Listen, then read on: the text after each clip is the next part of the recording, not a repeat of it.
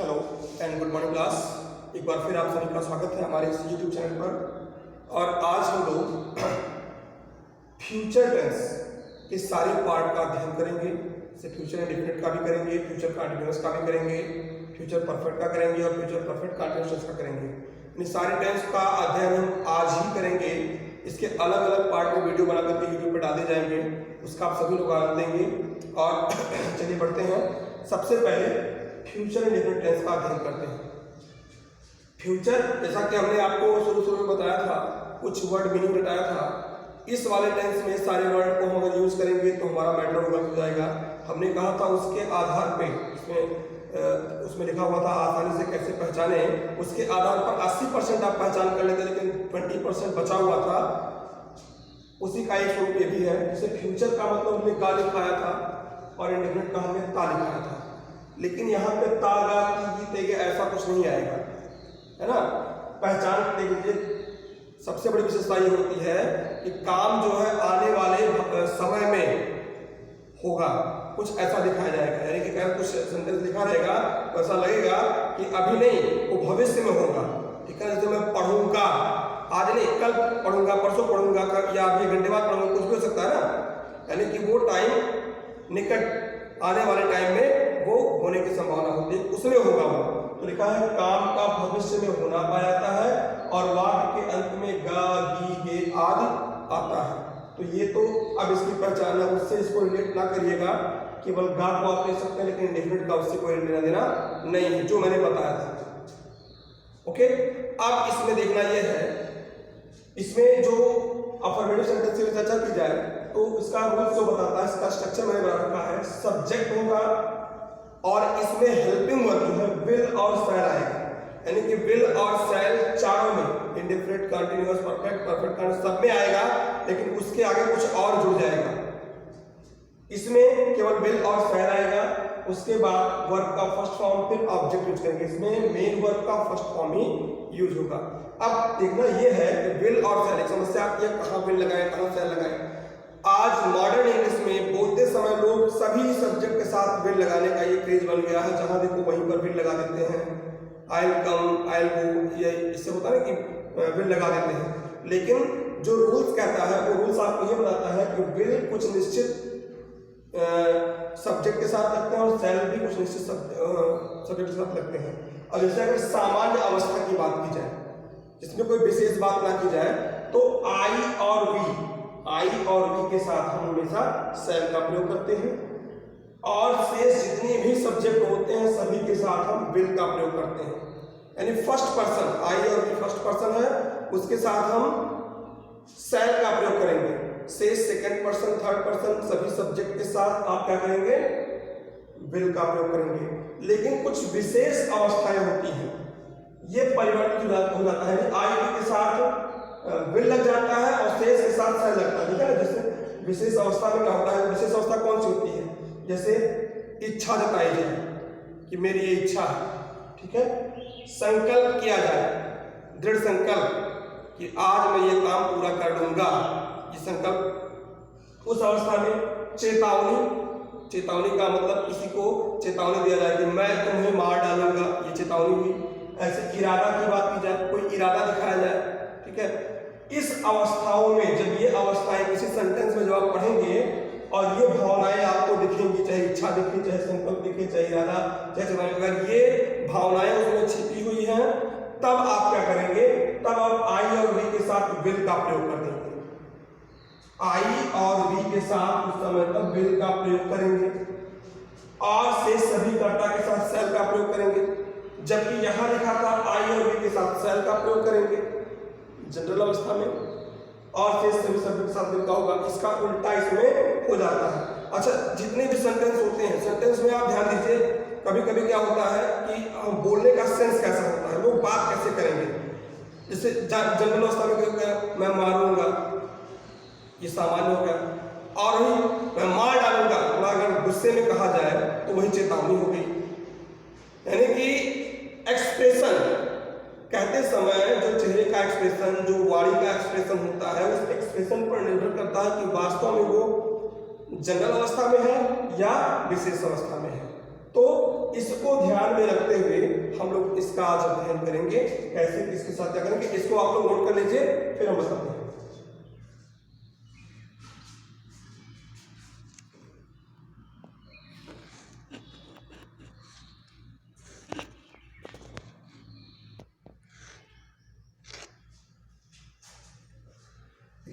मैं बार बार प्रयत्न करूंगा, जैसे हमने इसमें लिखा है इच्छा, इसमें क्या प्रकट हो रहा है, मैं बार बार प्रयास करूंगा, इसमें इच्छा की भावना प्रकट होती है। तो उस कंडीशन में क्या करेंगे, आई, ये विशेष वाली अवस्था है। अब आई के साथ मैंने आपको शैल दिखाया था फर्स्ट पर्सन, लेकिन विशेष अवस्था है, इच्छा है, इस वजह से हम यहाँ क्या लिखेंगे, आई विल, आई विल। अच्छा, प्रयत्न करूंगा, पीछे चलोगे, प्रयत्न करने का मतलब आई विल ट्राई, फर्स्ट फॉर्म लगाया, ट्राई फर्स्ट फॉर्म है, आई विल ट्राई, बार बार, इससे ये हो गया, प्रयत्न करूंगा, बचा बार बार, again and again, I will try again and again, ये हो गया। अब एक है, मैं हमेशा अपने मित्र का समर्थन करूंगा, एक प्रकार से ये संकल्प शो कर रहा है। हालांकि ये डिपेंड करता है कि आप कैसे इसको सोच रहे हैं, कैसा एक्सप्रेशन है इस सेंटेंस में। अगर पूरे भावना के साथ कहा जाए कि मैं हमेशा अपने मित्र का समर्थन करूंगा, एक प्रकार से एक प्रतिज्ञा हो गया, संकल्प हो गया, तो क्या हुआ, आई। अब यहां आई के साथ आप क्या लिखेंगे, विल, आई विल। अच्छा, मैं, अच्छा हमेशा भी, I will always, I will always. अब इधर से देखते हैं, समर्थन करने का मतलब हो गया सपोर्ट करना, I will always support, support, मैं हमेशा समर्थन करूंगा, इसमें हो जाएगा, हाँ, आई विल ऑलवेज सपोर्ट अपने मित्र, ये हो गया, ये हो गया, समर्थन करूंगा अपने मित्र का, I will always support my friend, ये संकल्प वाले हुआ। अच्छा, चेतावनी की बात की जाए, तुम मुझसे पुनः बात नहीं करोगे, ये चेतावनी भी हो सकती है। जैसे मम्मी पापा ही घर पे आपके हैं और आपको कोई मित्र जो नालायक है, तो कहते हैं तुम मुझसे बात नहीं करोगे, एक प्रकार से वार्निंग, जैसे उन्हें दिखाया वार्निंग हो गया, तो क्या हो जाएगा, यू। अब यू के साथ, वैसे तो सामान्य अवस्था में यू के साथ विल लगता था, आई वी के साथ सेल लगता था, बाकी के साथ विल लगता था, लेकिन यहां पर चेतावनी इसलिए बदल गया, यू के साथ क्या लगेगा, सेल, यू सेल। अच्छा, तुम उससे पुनः बात नहीं करोगे, एक मिनट साफ कर दे इसको,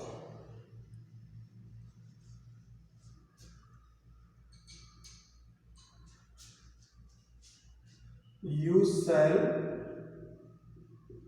अच्छा, नहीं भी है, ये हो गया, इसके लिए हो गया नहीं, यू सेल नॉट, बात करना, you shall not talk, you shall not talk. अच्छा, उससे लिखा पुनः, यू सेल नॉट टॉक। अच्छा, उससे पुनः जो लिखा है, पहले उससे को लिखा जाएगा, क्योंकि इसके बाद ऑब्जेक्ट आ जाएगा, टॉक हर, अगेन, पुनः के लिए अगेन, ये हो जाएगा, you shall not talk her again.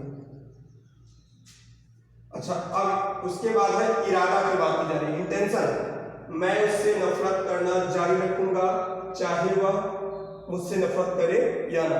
तो यहां पे सबसे पहले आप क्या लिखेंगे, आई, और चूंकि इरादा इसमें लिखा रहा है, इरादा ही है ना, ये मेरी इच्छा इरादा है, ठीक है।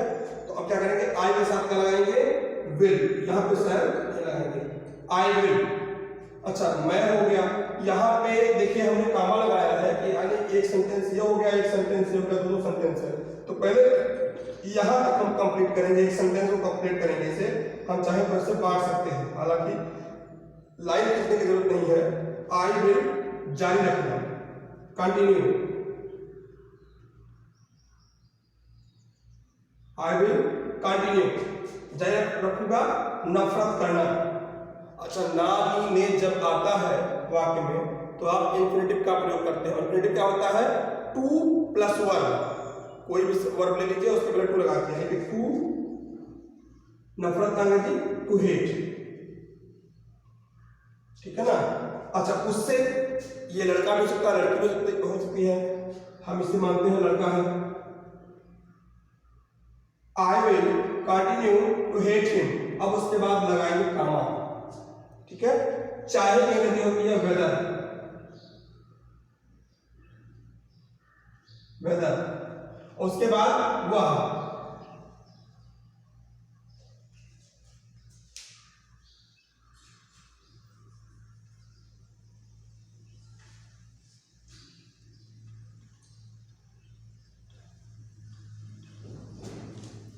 वेदर के बाद अच्छा, चाहे वह हो गया, ये हो गया, नफरत करे।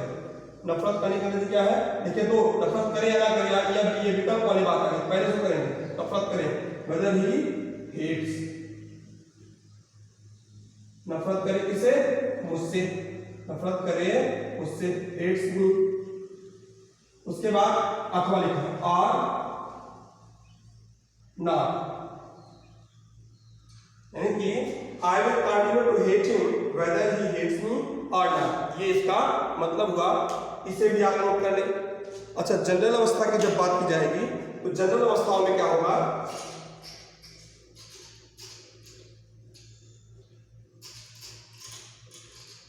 जनरल अवस्था में कहा जाए, मैं तुम्हें पढ़ाऊंगा, मैं तुम्हें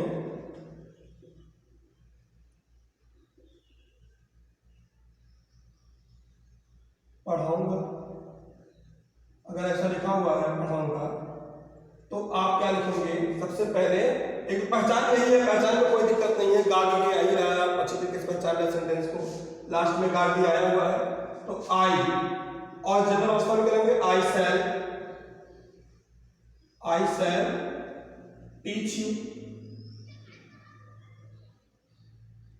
मैं हो गया, शैल हो गया गार्ड के लिए, पढ़ाऊंगा, टीच हो गया, तुम्हें हो गया। यानी कि हम पहले सब्जेक्ट के पीछे शुरू करते हैं, वो ज्यादा सही रहता है, लेकिन ये एकदम 100% सही नहीं। कभी कभी सेंटेंस में वर्ड आगे पीछे भी रहता है, तो हमें उसको सेट करना पड़ता है, ठीक है। हम बाजार जाएंगे, तो हम के लिए we shall go to market. अब इसके बाद आ जाए कि कमला एक सुंदर गीत गाती है, कमला एक सुंदर गीत गाती है, तो कमला एक सुंदर गीत गाएगी। अगर ऐसा आया तो Kamala will sing a sweet song, ऐसा हो जाएगा। अब इसके बाद हम इसके नेगेटिव की जब चर्चा करेंगे, तो नेगेटिव में क्या होगा?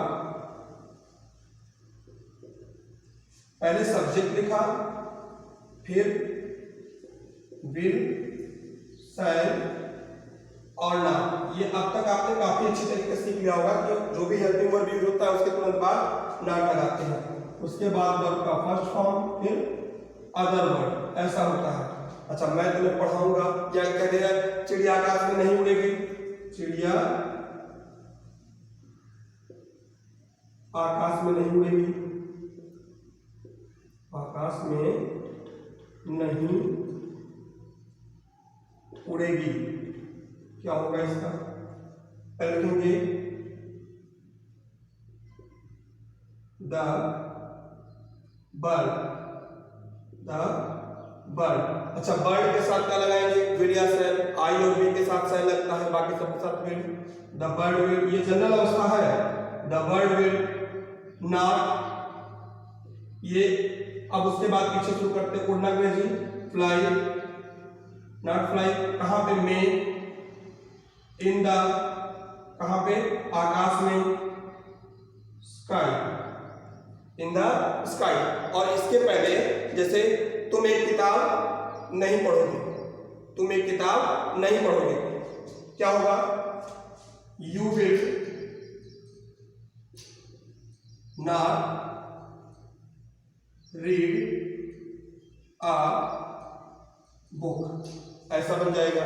ऐसे तमाम सारे सेंटेंस हैं, सबको उठाइए, सबके साथ ऐसे करते रहिए। आप अगर इंट्रोगेटिव की बात इसमें कर दी जाए, इंट्रोगेटिव की बात की जाएगी, तो हम क्या करेंगे, इसी को इंट्रोगेटिव मान लेते हैं, इंटरोगेटिव। तो अब क्या करेंगे, इसी विल या शैल को उठा करके हम आगे बढ़ेंगे, ठीक है ना। विल या शैल आगे आ जाएगा तो क्या बन जाएगा, इसको करके देखते हैं।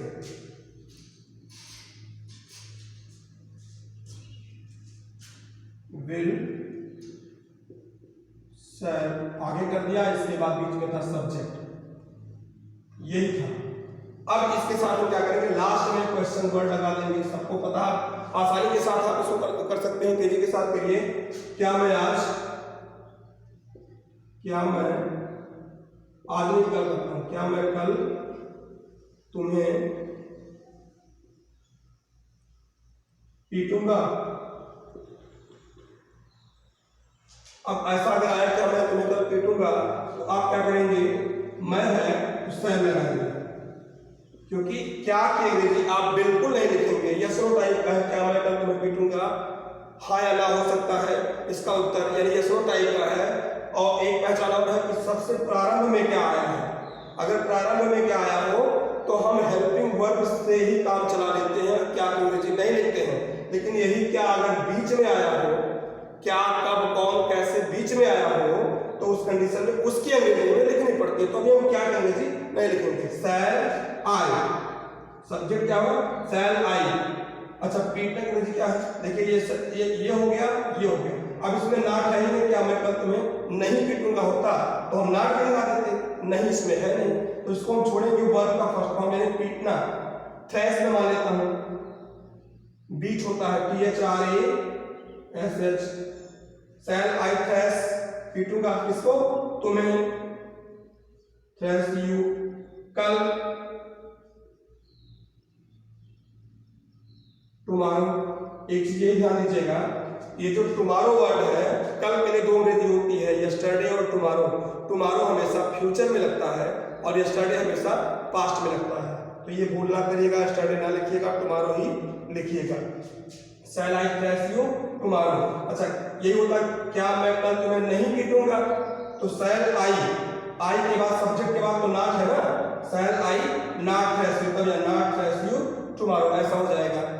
उसके अलावा कह दिया जाए कि माता जी खाना कब बनाएंगी, माता जी खाना कब बनाएंगी, माता जी खाना कब बनाएंगी।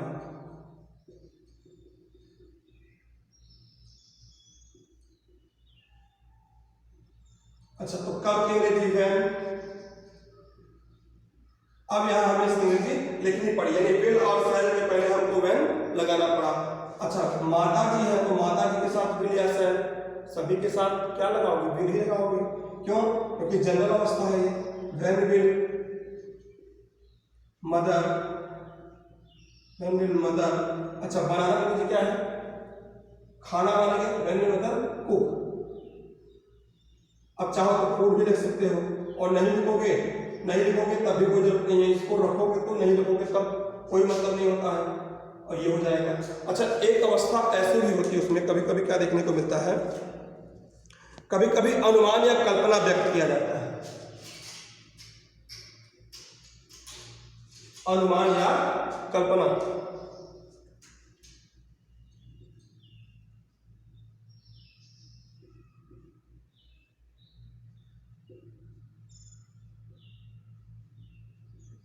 इस अवस्था में क्या लिखा जाएगा, ठीक है ना।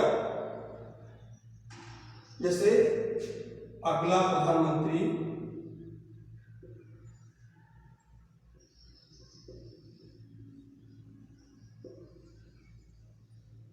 मैं बनूंगा,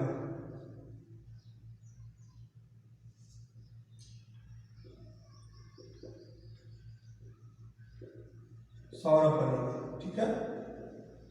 मैं खुद नहीं बनना चाहता तो भाई क्या पता मैं अगला प्रधानमंत्री सौरभ बनेगा, एक अनुमान लगाया गया है, ठीक है ना, कल्पना किया गया है। तो जब होने की बात हो, या बनेगा कर लो या होगा, ठीक ठीक है ना। हम यहाँ होगा, चाहे आप इसे होगा मान लो, चाहे बनेगा, ठीक है ना। जब होने की बात आएगी, जब कंडीशन होने वाली होती है, तो आप क्या करते हैं, बी लगाते हैं। बी माने होता है होना। तो हम इसमें क्या करेंगे, सब्जेक्ट कौन होगा, सौरभ होगा, तो हम पहले सब्जेक्ट लिखेंगे, SAURABH। अब आप ये भी देख रहे हैं कि सब्जेक्ट इस समय बीच में है, बीच में ना, इसीलिए मैंने आपको बताया था कि सबसे पहले सेंटेंस में आप डालिए कौन का उत्तर मिल जाए तो समझ जाइए वही सब्जेक्ट है। सौरभ के साथ लगाएंगे विल, सौरभ विल। अब इसके बाद क्या करेंगे, होने की बात हो रही है, बी लगाएंगे इसके साथ, यानी अकेले विल नहीं रहेगा, विल के साथ बी भी लगा देंगे। हालांकि ये विल बी कंटिन्यूअस में भी आता है, अभी मैं आगे वाले टेस्ट में पढ़ाऊंगा। कंटिन्यूअस में विल बी शैल बी आएगा, लेकिन उसके साथ मेन वर्ब भी आएगा आईएनजी के रूप में। लेकिन यहाँ ऐसा कुछ नहीं होने वाला है, यहाँ मेन वर्ब आईएनजी के रूप में नहीं आ रहा है। अगर नहीं आया यानी कि प्लस आईएनजी अगर इसमें नहीं आया, ठीक है ना, ये अगर नहीं आया तो उस कंडीशन में ये क्या हो जाएगा, फ्यूचर इंडेफिनिट होगा। Will be the next prime minister.